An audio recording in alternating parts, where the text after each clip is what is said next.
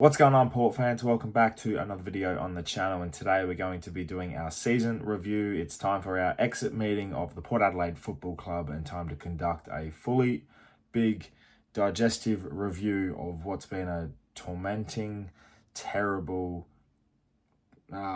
painful, embarrassing, there has still been so many silver linings in what's been a very difficult 2025. It's a year to forget. It seems to be a little bit of a trend at the moment where Port Adelaide have every third year off in terms of performance and struggling for momentum in the year, and every 3 years we seem to have this. 2022 it didn't go so well. 2019 was a change of guard. 2016. So ever since Ken Hinkley took over, it's been every third year, and now we are at the end of the Ken Hinkley era. That is it. It is over. There is no more Ken. There is no more Ken Hinkley as coach of the Port Adelaide Football Club. No Ken influence. This is the start of a new era, the end of 2025. And I tell you what, looking at what Port Adelaide have done over the last few days, ever since they triumphantly beat the Gold Coast Suns at home, they have gone ruthless aggression on these. They have Monday, literally, they waited first thing out the door, see you later to about 6 players. And it has been a very interesting transition over the last few days. It's definitely noting what Josh Carr wants and his needs. We've seen 6 departures of the listings and 3 retirees. Travis Boak, Rory Atkins, and unfortunately to see Willie Rioli retire due to his circumstances, which is a shame. And then the 6 delistings of Dylan Williams, Hugh Jackson, Jeremy Finlayson, and Ryan Burton, and Jed McEntee. That have been big parts of Port Adelaide and throughout the journey, and it was quite interesting to see. And obviously Lockie Charlson as well. I knew I was forgetting someone, but I got there. But yeah, 6 players that have had their opportunity and never quite got their chance. And Josh has come in and said, all right, we'll make our list changes straight away. 9 list changes, which is crazy to think. Obviously, we've seen 4 re-signings already with Will Lorenz, Josh Lai, Manny Liddy, and Tom Anastalopoulos. I'm not even going to pronounce it. It's I've never got it for the last 2 years. I'm still not getting it. But yeah, it's been an interesting off-season already. I'm sure there's plenty of trade targets, and I'll look at that in a separate video. But for here now, we have made our review, and this is what we're going to be talking about: positives and negatives of 2025. Let's start with the positives. Let's do some bright thinking. I think we've had a lot of positives this year, and I know it's hard to find them, but I feel like there's been silver linings in this year, and I'll start off straight away. Mitch Georgiadis, most likely to finish top 5 in the Coleman medal, and 58 goals for the year is a fantastic achievement. He's been a star player for us. He's been a magnificent performer, very consistent, and during even the shitty losses and the tough losses and everything like that, he's been consistent and been one of our best, and probably arguably a very big tip for the John Carroll medal for the BNF, which is an outstanding performance for him throughout 2025. He's been magnificent. Probably could have kicked more goals if he kicked a bit straighter too, but he's been amazing. And yeah, we looked for someone to replace Charlie Dixon. The forward line has opened up, and everyone fell apart around him with injuries and bad form, but Georgie, he kept going and played really well and really consistently, and loved his step this year, and hopefully next year he can consistently do that again, because I think if we're a decent side next year, and he's going to be a big integral part of that, and has shown great leadership and great great mentorship as well. I feel like, especially with the way he's played and performed. So Mitch Georgiadis is a positive. I think the another positive is Miles Bergman. The evolution of Miles this year and getting his signature, it was so crucial. We got Jace Burgoyne's signature as well. So I think getting the key signatures that we needed, I think is a really important thing. Obviously, we don't have the biggest one of them all, and that's Zach Butters as yet. But looking at it, Miles Bergman signs on for 2 years, an integral part of that. You've got Jace Burgoyne, who's going to be a core player for the rest of his Port Adelaide life, and I think it's very important to acknowledge that. And with players going down and everything else. Those players stood up in opportunities where they got them. So I was very impressed by them sticking around. And then you look at the youth that have come through. We blooded so many players this year. We had 39 players play for 2025. Even the 3 mid-season draftees got a look in. Manny Liddy was fantastic. Harrison Ram was great in his game, and so was McKinley as well. And I think, both of those in their last game showed so much potential. They've been great for the Magpies throughout the year, and I really like the look of Ewan McKinley as well. So he looks fantastic, and I was very happy that they got their opportunities. And obviously now, looking at how it's sort of transitioned, is they're going to be a big part going into Josh Carr's era next year. And as I said, the youth as well. We've seen so many great talents come through. Joe Berry finally found his feet at the end of the year. Jack Whitlock got an opportunity, and many other players who played throughout the year got their chance. They didn't really take him, but Hugh Jackson made his debut, unfortunately delisted. But their players got opportunities, and I think that was very important to see. And they started to show things, and I think that's what was crucial. And I see Will Lorenz having a great chance next year at a wing spot. I see Josh Sin developing as a player again next year. Players that'll really be an integral part, and they have been an integral part of the club for the small time that they've been here. Next year's the next step, and I think Josh Carr has a lot of faith in them. So, positives in terms of games as well. Like I look at the gather round game was a fantastic win. The Giants win away in Canberra was a great win. I look at the games against the games against Gold Coast in the last round, winning for Trav Boak and Ken Hinkley. That was a real positive. And I think whilst these emotions didn't ride consistently throughout the year, there's a lot of learning to do, and it's small positives in what's been a pretty negative 2025. Unfortunately, we do have to look at the negatives, and the negatives for me, they're quite deep and extensive, and it started straight from the outset. The succession plan, I think, was a failure as soon as they announced it.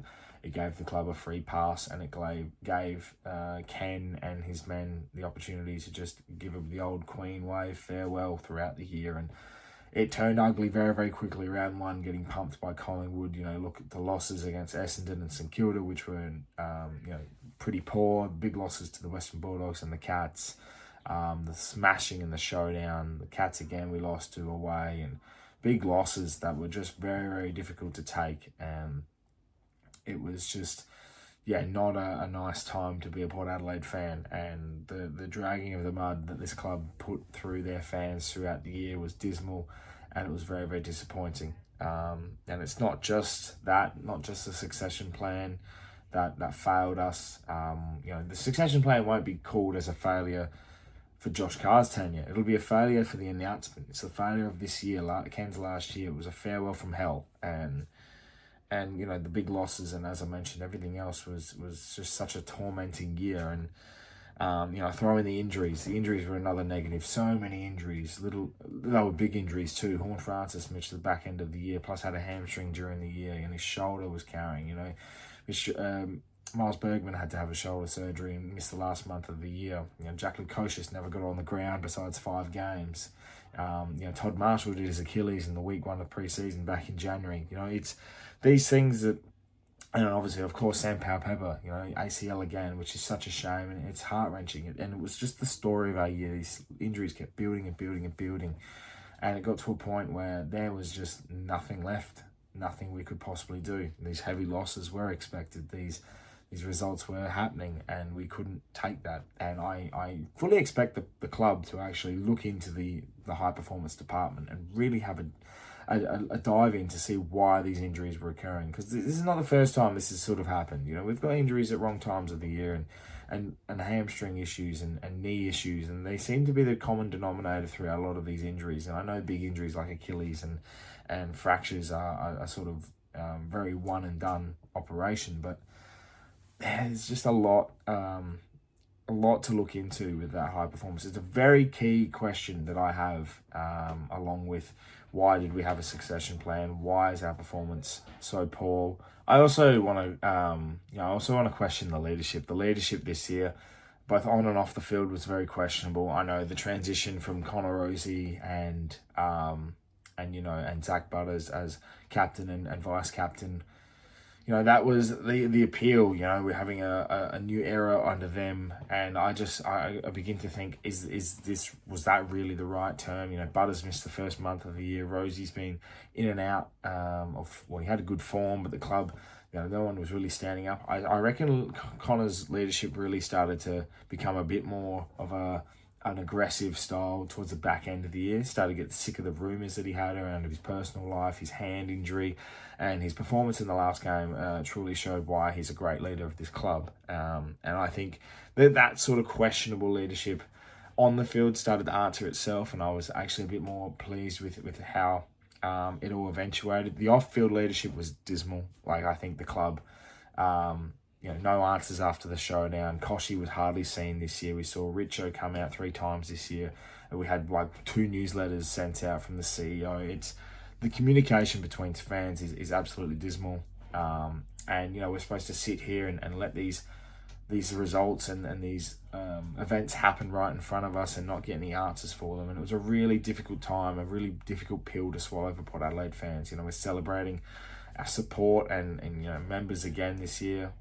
Great membership numbers, and everyone was expecting, everyone says, oh, we're going to cancel our membership, and I'm sure a few have, but others still believe inside. They keep their memberships. They want to lose their seats at the Adelaide Oval, and I think this year was a very, very bad year to rub those types of people the wrong way, because eventually you get to a point where, wow, I don't have a selling point for you for 2026. Is this performance and these performances throughout the year so bad that Josh Carr's performances next year will be any different? There's so many question marks about that, and I think with the leadership from the club, we didn't get rest assured anything, and it was really disappointing, I thought, throughout the year. And coming out of the win against the Gold Coast in the last round, I sort of reassured me that there is hope. There is a horizon where things look optimistic. The players that we get back, the opportunities that we'll have, full pre-season. We get a big, large pre-season this year instead of